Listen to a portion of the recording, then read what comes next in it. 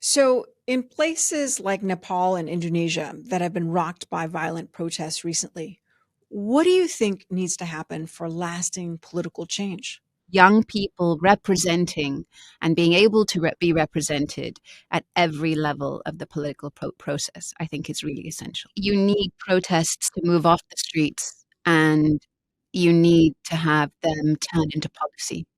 And you need to, while you're demonstrating, think about what's the plan the day after, right? Like a lot of this, obviously, it's not it's not been that well thought out. Nepal, in Nepal, for instance, young people were just really angry and they wanted immediate action. But what happens the day after? And the kinds of things I would like to see, or I think would be useful, would be to think about independent watchdogs in the sort of rebuilding phase, right?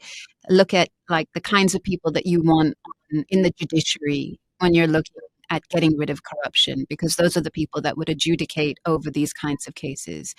The tone and tenor of your public servant. Like, how do you ensure that the people who are being elected or even offering themselves up for election are of the caliber that you want and not just characters from the old guard or connected to cronyism? And that means really looking carefully at the election process. How do you ensure that there's that kind of integrity and independence in the electoral process?